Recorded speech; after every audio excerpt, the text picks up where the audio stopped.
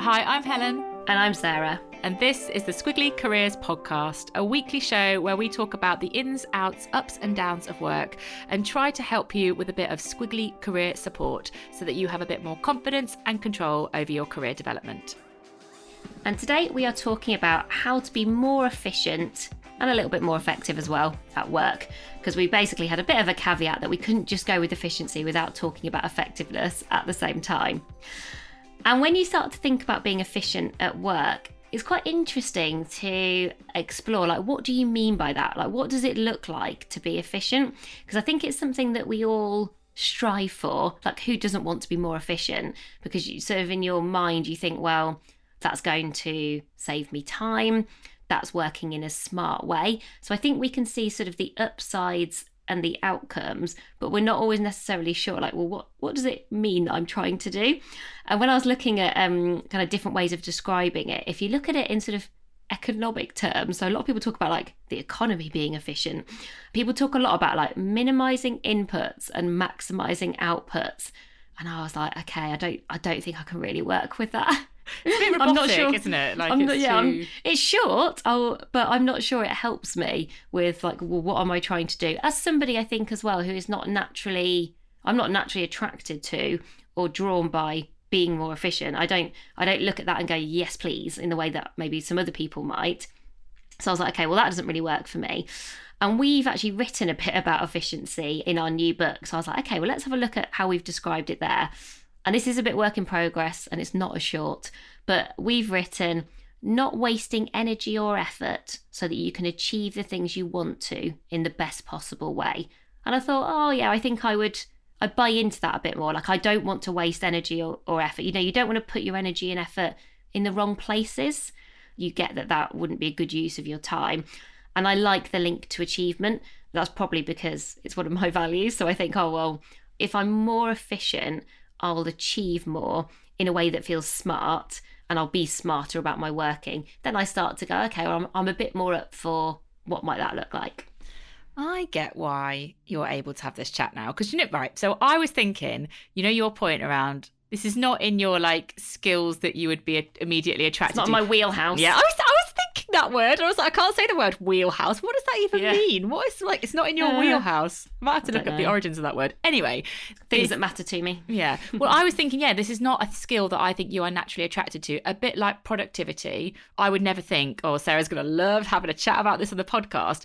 But I'm like, oh, she's surprisingly open to this chat. I think you might have even suggested this topic today. I did actually suggest it. Yeah. And I wonder whether it's because you've already made that leap into like the achievement. Like, efficiency in of itself is not something that I think you're particularly interested in. It doesn't appeal to you. But if it helps you to achieve more of what matters, then it's sort of worth the effort of talking about it. I quite like it because I like those words, like the productivity, efficiency. But where I kind of got to when I was just looking into the topic for today was that this distinction between efficiency and effectiveness, and that actually efficiency on its own isn't always a really good thing. Like, if you just think, how can I be more efficient? If that's like where you start and stop, how can I be more efficient at work? There are some risks in that approach. So you can get a bit short-termist, because I could think, well, how am I going to be most efficient today? I'm not going to have conversations with anybody about anything outside of my to-do list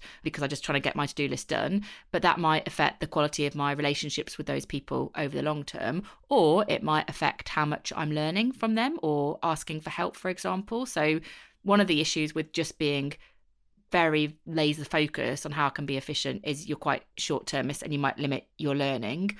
Also, you prioritize getting the thing done over perhaps thinking how to do it better. So, improving on it, because that isn't very efficient. It isn't very efficient for me to stop and think, hang on, what if I did this in a different way? Or what if I just paused for a bit and maybe kind of come back to it later? Like, that's inefficient.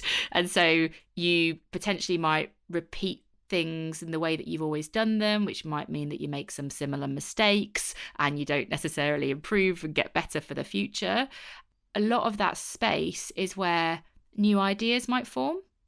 And again, space is not efficient. Like having just space in my diary to kind of think and reflect or do what Sarah does, or go for a walk, that's not efficient. So I think it's just important to recognize that whilst people might be attracted to efficiency, I think if you don't think about, well, how can I be efficient and effective, the risk is that actually, you know, efficiency on its own can lead to some problems. And there's quite a nice quote that probably sums this up far better than I'm doing, which is from Peter Drucker, who's a bit of a guru in the world of management theory. I feel like we would talk about him at university, I right? know, yeah. So, which is a little while ago now. I keep meaning it's an event that I want to go to. You know, they have like the Drucker Forum every year, and I always think, oh, I'd quite like to go to that and like just his quotes at everyone. Yeah, the quotes everywhere.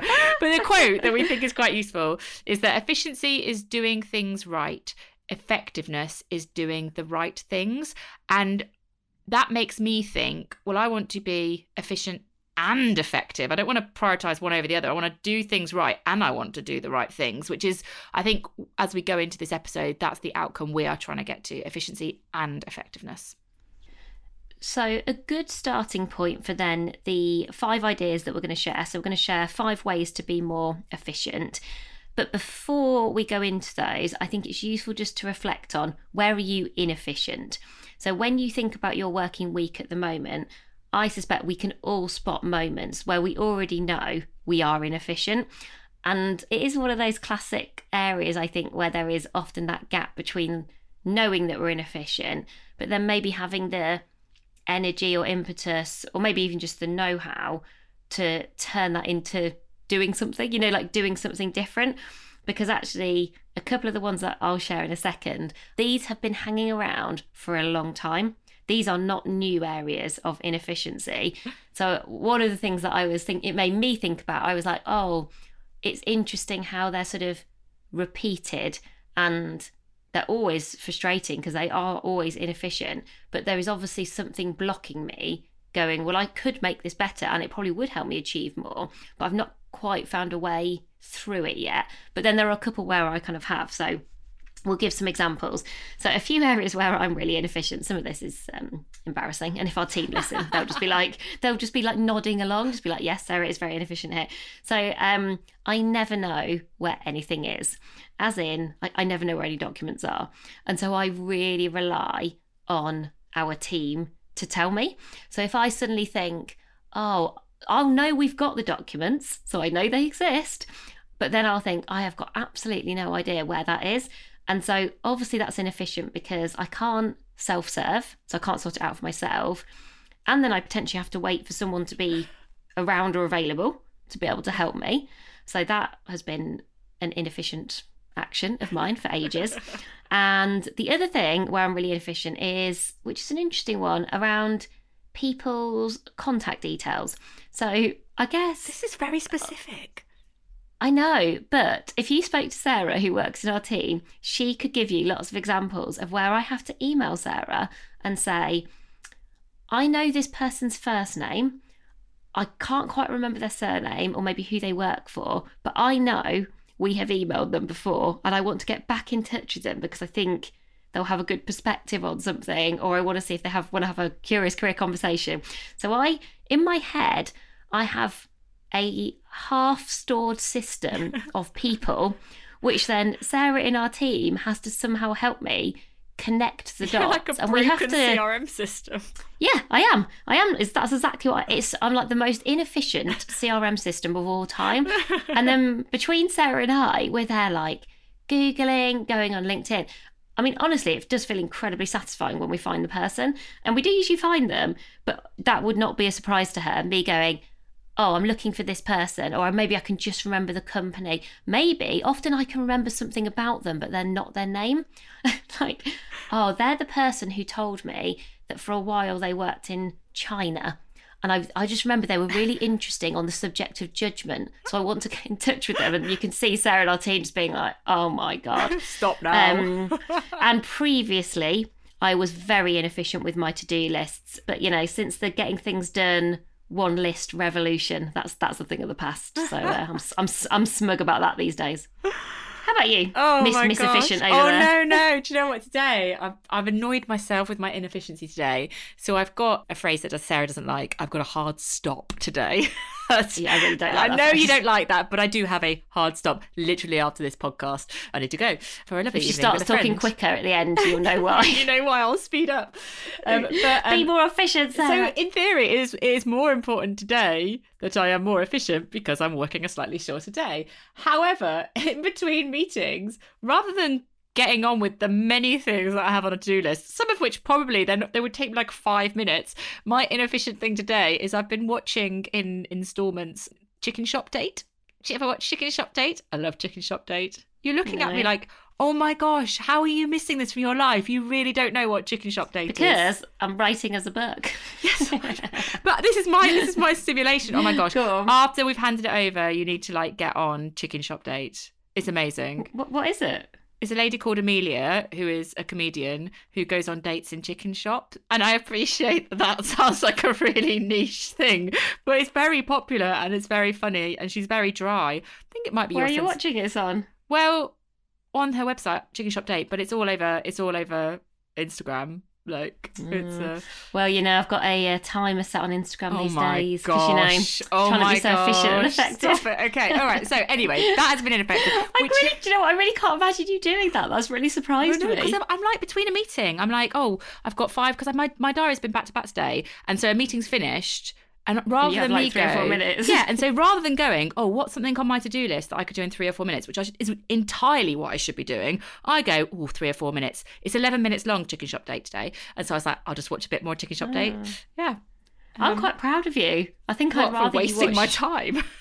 No, I feel like you're taking a break, which is sometimes, you know, you're quite anti-breaks. And so I'm like, well, if Chicken Shop Date means that you take a break, that might be a good thing. Andrew Garfield today. Some people I know who that is. I know. So some people who are listening to this, they'll be fans. I know they will. So maybe they'll appreciate my distraction. Anyway, that was inefficient. And then the other thing that I do that is inefficient and ineffective is I haven't done your one list post-it note in front of me right now.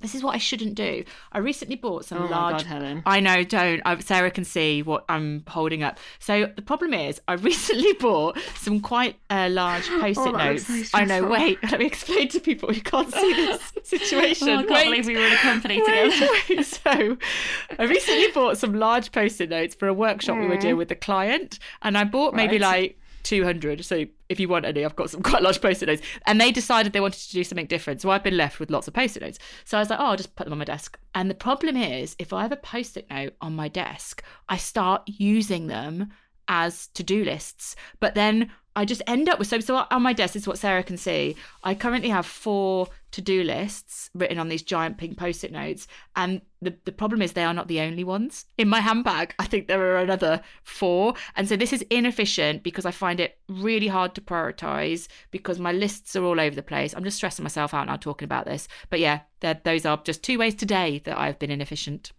Can I also remind you of previous examples of where you have kept notes in your handbag and then we've lost them? Just worth remembering. I mean, don't beat me up about it. No, but I'm just warning you. You know that whole like don't repeat the same mistake thing. I'm like, you just told me you've got more in your handbag, and I'm like, oh no, that's what happened last time. But it's okay because we're going to do the 5 ways to be more efficient. Okay. And then I'll know where people and documents are, and you'll know what you need to do in what order, what your priorities are. Right, let's coach ourselves better and help our listeners too. Because we're both looking a bit down about ourselves. I'm like, oh no, this is awful. Right, who's going first? I'll go first. Okay. So each of the 5 ways is a way to be more efficient around a specific topic or theme, because we thought, well, we don't want to be too general. Let's try and kind of focus on an area where we've also seen this work.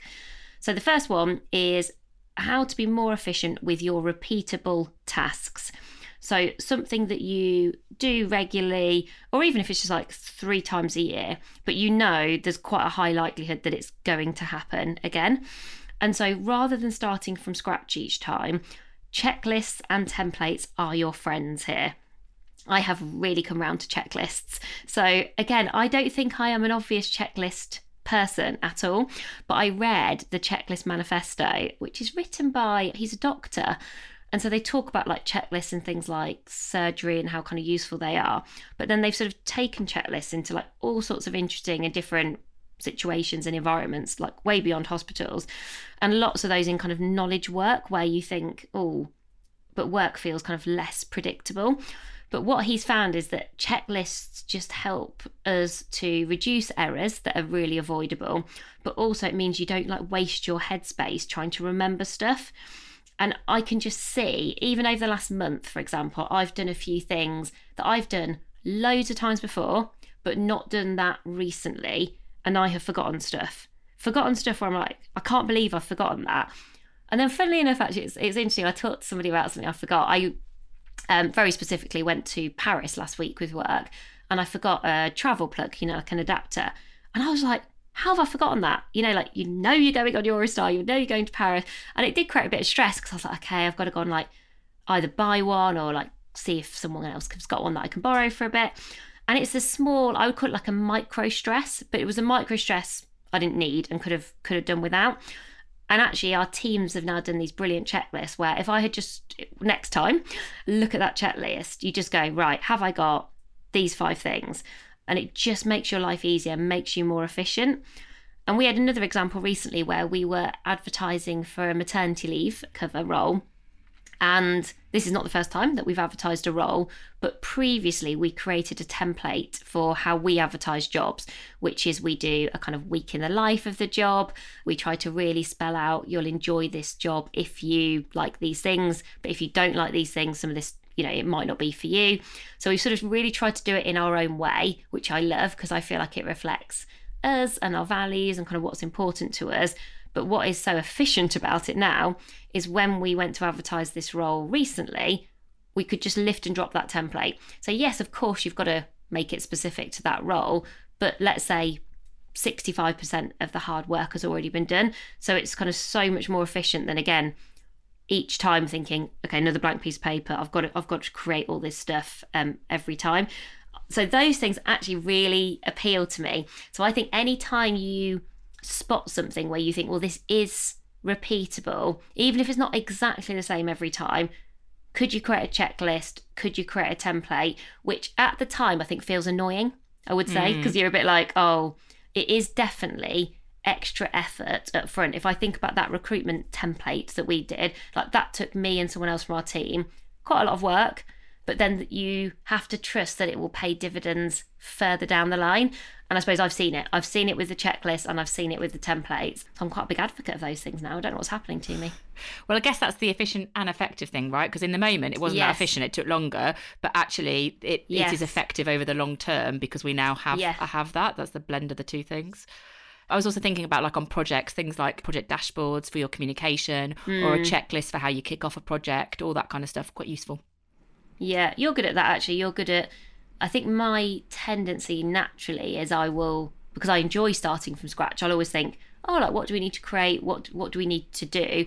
Whereas sometimes now, because we've been running Amazing If for a little while, we'll think, well, what do we already have? Yeah. Not always defaulting to you have to start from scratch. It's like, oh, but we've already got these metrics, or we've already got this template, or we've already got this stuff for our brand. We don't need to just keep creating new stuff every time. So it's just saves you loads of time. It does. Actually, Lucy in our team is very good. Lucy, who actually has values around efficiency as well. She's very good at spotting me. So we'll be in conversation and we'll talk about an email that needs to be sent or a document. Sometimes, I think because I'm trying to hold quite a lot in my head, I'll be like, oh, okay, so I think what we need to write is, and I'll start saying it, and she'll be like, Helen, we've already got something for this. We don't need to start from scratch. And she's very good at calling. So I think that is also a way that you can support other people, is if you think, do you know what, we've already done an event. We've already done an email a bit like this. Why don't we just use that as a starting point? What we've done before. Yeah, I think have a one of those people who can sort of spot that, also quite helpful. So the second way to be more efficient and effective is with your time. Obviously, we have a finite amount of time and it always feels like there is more to do than can possibly be done. And one of the ways that you can be more efficient with your time is to stop task switching. And I'm saying it like that because I'm trying to say it to myself, because I am a bit of a bad task switcher. And task switching is basically where you start one thing. So I've done this today. I started doing something. Actually, the task that I was doing was I went in to make a cup of tea. But what I probably should have done is finish the task before I went to do the cup of tea, because then I came back and started something else. So what we're trying to do here is have periods of time where we stick to a task rather than switch from one thing to the other. And part of the reason for this is it just takes longer. In the moment, sometimes task switching, it might feel more efficient. You might feel like you're getting more things done because you're working on, multiple things at the same time. But the reality is it is really hard for your brain to stop and start in that way. And you are just slower. You're just slower as a result. So it's a real kind of false promise of effectiveness to do task switching. Now, the way to do this that I think is more sort of realistic to kind of stop task switching is to think about like 3 things that you want to get done in a day. So I might be like, I've got a proposal to get sorted. I need to do a bit of podcast research. I need to create the pod sheet this week, for example. They are 3 things that I need to get done today. And create, I think, 30 minutes max blocks of time. Any more of that, in most people's days, I think there'll be distractions and things that you need to do that mean that that's difficult. But 15 minutes, 30 minutes, I think this is protectable time that you can, literally set a timer on your diary, turn off all your devices that would otherwise distract you, and just stick at it for 30 minutes. And sometimes, fair enough, it might take a bit longer, but you will definitely get more done than if you are task switching in that like window of time. And it'll just help you, again, make more progress on the work that is most important to you and get it done, get it done faster. Do you want some stats and facts around switching? Yeah. The business case for switching. There's a lot of research. There's a lady called Dr. Gloria Mark. She's a professor at the University of California. I mean, all of the stats are kind of going in the wrong direction around like attention and sticking rather than switching. So she says that when we switch our attention, it takes 25 minutes and 26 seconds, apparently, before we go back to our original project. But the bit that I find fascinating is what we don't do is go, I'm going to switch between project A and project B, and then I go back to A again. What happens is you go from A to B to C, maybe even to D, before you go back to A again. So you don't just sort of switch once. Do you see what I mean? You sort of, you multiple switch. And then the problem is you sort of have to reorientate yourself back into what you were doing before, if you're back to project A. And obviously that's where it then kind of takes time. So I think it is just interesting to, if this is something that you do find hard, I think Helen's idea of going, give yourself a 15 or a 30 minute, I like this like stick at it. I'm just going to stick at this for 30 minutes, probably feels realistic. I am somebody who does work for quite big blocks of time before doing any switching. But before I start, I do tell myself what I am not going to do. So I will say to myself, right, so I am not going to look at any social media until lunchtime, because that's part of sticking at it. I'm going to work until at least, I literally set myself a time as in of the day. So I'll be like, I'm starting work at, 9:30. I'm going to work until 11 before I do anything else, before I get another drink, and I also leave my phone in a different room. So I do some very intentional, conscious things that I think stop me switching. It's amazing. I was reading some research about this the other day, that even if you can see your phone, I can't remember if we said this before on the podcast, if you can see your phone, you are more likely to get distracted and to switch. And I find that is true. So when I left it downstairs this morning, just like in my coat pocket, not actually super intentionally, but funnily enough, I focused really well. I sort of stuck with everything I was doing sort of one thing. And then since I got my phone at lunchtime to like check a few messages, and then we were doing the podcast, I've definitely done lots. It's been more bitty, and that's fine. But then this afternoon, I actually do need to switch back to what I was doing this morning. I'll go and put my phone back downstairs again. I think there's those little tweaks as well you can do, which will help you with that sort of sticking at it. Make it easier, I guess, for you to stick at it. And idea number 3 is how to be more efficient with your meetings, which is subtraction. So I like subtraction because I like the idea of taking things away. I don't know whether that's because I'm naturally quite a critical thinker. So I quite enjoy editing, actually. I quite enjoy the like, oh, it looks like that. What would you take away? What could you not do? What could you stop? I think I quite like those provocations. And so this could just look like, okay, well, if I made a meeting shorter, you might think, well, would that make your meeting more or less efficient? You might need to experiment. But I suspect sometimes making a meeting shorter makes it more efficient, because you have to be really focused.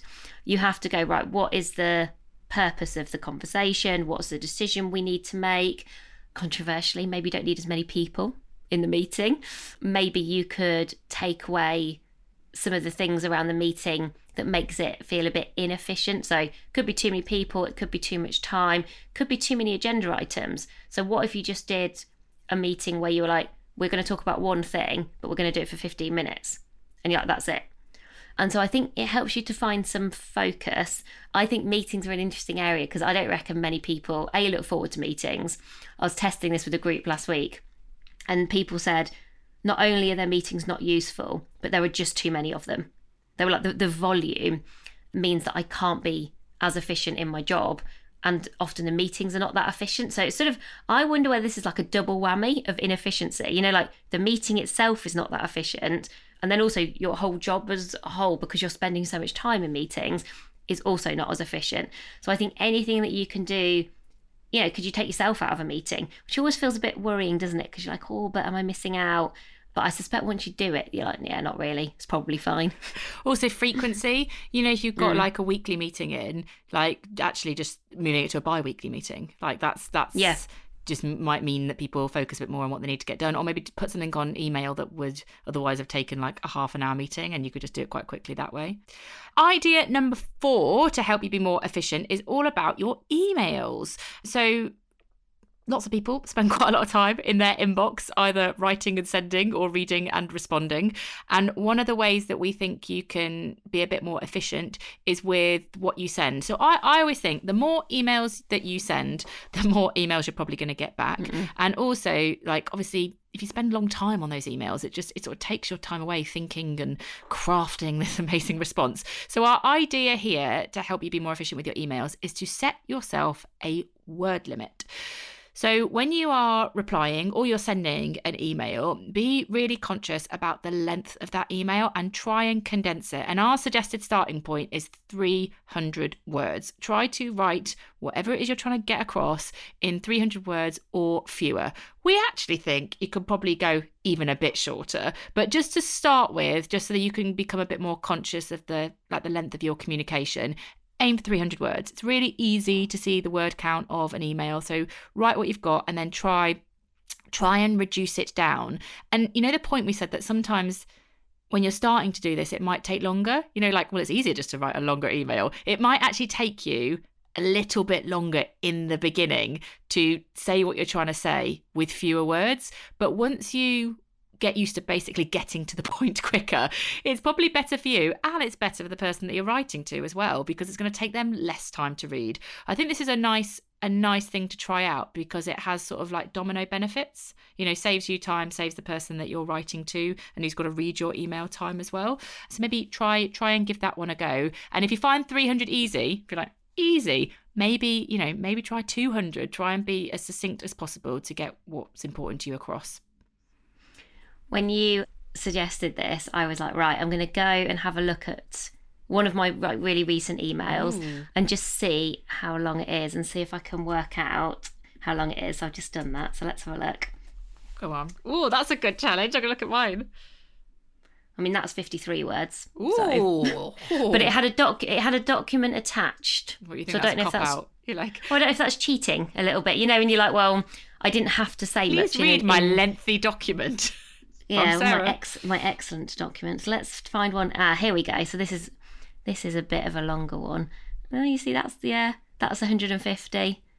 Okay, but also I think probably looking at it, I think you need to be able to look at the email and sort of guesstimate how many words. Like, you don't want to like cut and paste word count every time. So probably looking at some of your past ones and just working out what does sort of 200 words or 300 words max look like. Well, when you're typing it, you know, you'll be like, oh, I've done 2 paragraphs. That's about my 300 words.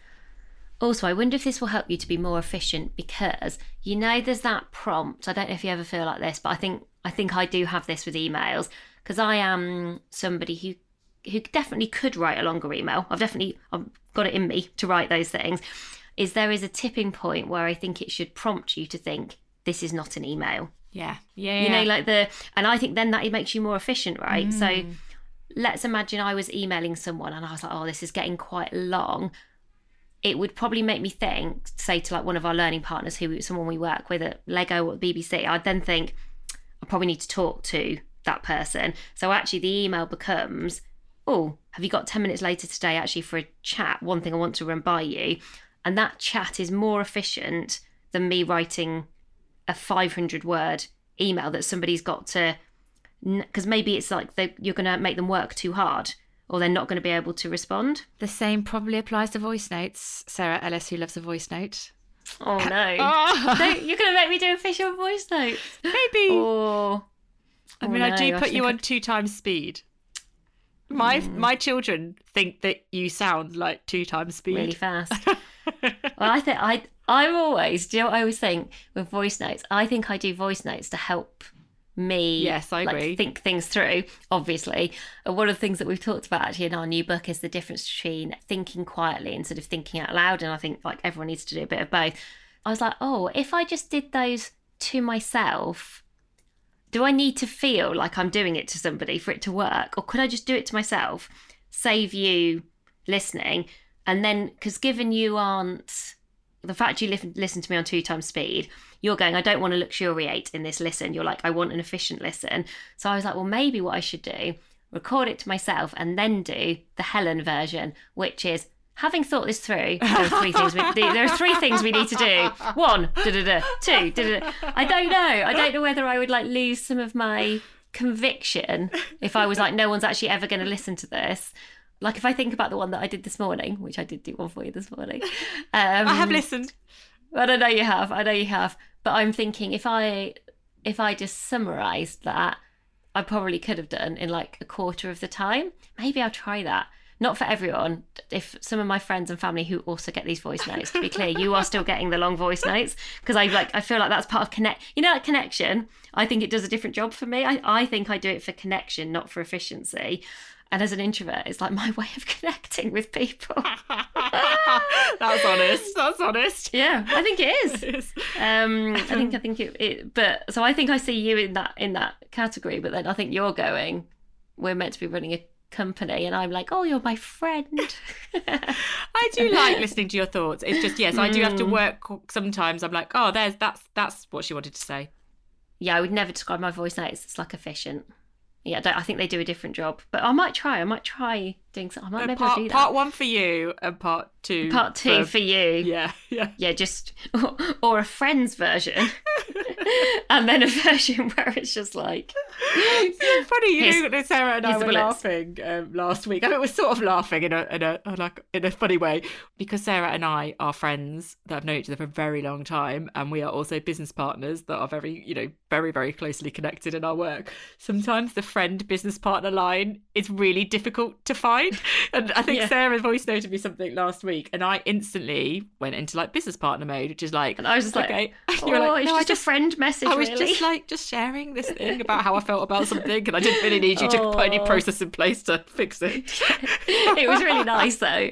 I sort of went, it was more like, I'm feeling a bit like this, and you were like, right, let's talk about a process, and I've reflected, and I think we could do this, and I was just like, oh, okay, yeah. I was just like, it's fine, like I didn't really need anything to happen, and it was definitely one of those moments where I was like, oh, I was sort of sharing for a very different reason, but I hadn't sort of signalled that, and it still was work related, so obviously we intuitively go, we need to make things better. But it was very funny, and then we just sort of laughed about it and went, yeah, fine. So the last way to be more efficient is with your network, and this one, as somebody who is more introverted, is something I think about a bit, because I always find it, it takes quite a lot of energy for me to kind of meet new people and to have these conversations.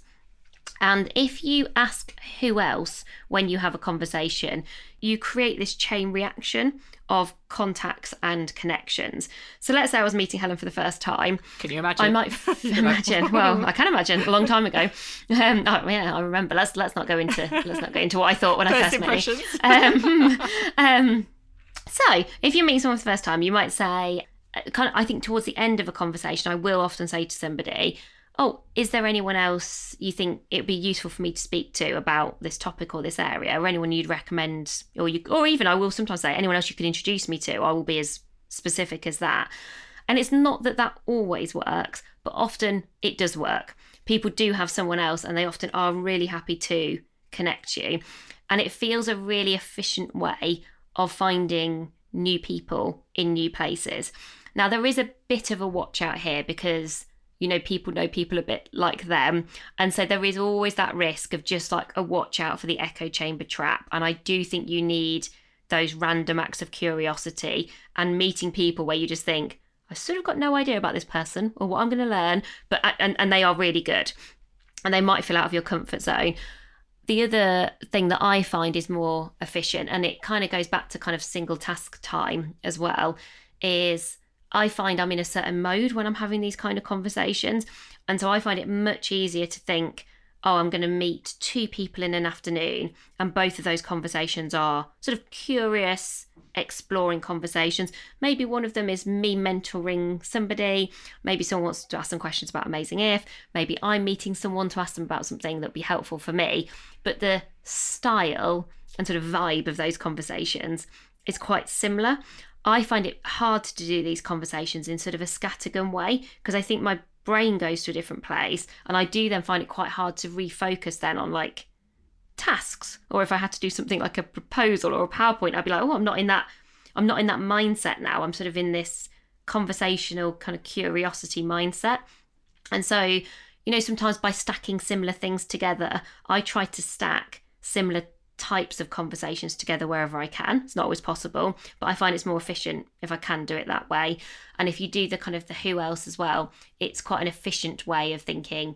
I'm always trying to extend and explore my career community. I don't just sort of have a kind of one and done conversation. This has worked really well for me recently, this kind of who else could I talk to approach. So I recently reached out to a guy called Stephen Meyer who had written in The Economist about crab-like careers. And I was like, oh, which is about like scuttling from side to side. And I was like, oh, there's something sort of squiggly about that. So I got in touch with him, had a brilliant conversation with him. He's got a new book out, by the way, called The Employer Advantage. Very good. Had a great conversation with him, really clicked. And then I said, oh, do you know anyone else who would be useful for me to chat to? And he was like, yes, my friend, Steve Martin, who writes about influence, you would definitely get on. And so then he made the introduction. Great, that took the effort away from me. Turns out Steve is also amazing. He's written a book with Robert Cialdini about influence, and I learned loads of him, and I was asking him loads of other questions. And then we're putting an event on, and I said to Steve, oh, do you know anybody who's really good on performance? And he said, oh yeah, my friend, Dr. Nick Pope, you should definitely talk to him. And he made the introduction over email, and I'm pretty sure I'll meet Nick. And I thought I might just see how long I can continue as these conversations just by asking, like, do you know anyone who, or who else do you think I could talk to? And just sort of see how long I can keep that chain of connections going. I think it's really interesting. So shall I summarise the 5 ways to be more efficient? 1, be more efficient with your repeatable tasks by using checklists and templates. 2, be more efficient with your time by avoiding task switching and try and be kind of single task focused. 3, be more efficient with your meetings by subtracting and taking things away. Number 4, be more efficient with your emails by setting a word limit. Start with 300 and go down from there. And 5, be more efficient with your network by asking who else. Also, do you want some good news to end today's podcast on? We've efficiently finished in time so that I can go and have fun with my friend. Woohoo! Amazing. Everyone and I don't learns. think we got faster at the end. No, I don't think actually, so. Sort of, I hope not anyway. I Hopefully feel a like nice it pace. flowed exactly as we wanted it to. Well, if anyone would like to give us any thoughts on efficiency and effectiveness, you can always email us, or your thoughts on Chicken Shop Date. All good for that too. Email us, helenandsarah@squigglycareers.com. But that's everything for this week. As always, thank you so much for listening. We always really appreciate everybody recommending, reviewing, subscribing. Really helps us to keep going and to know where we're being useful. So thank you so much if you've done that. And if you've not, if you could spare us a 5-minute favour, we would really appreciate it. And we read them all every week and share them with each other. So that's everything for this week. Thank you so much. I'm back with you again soon. Bye for now. Bye, everyone.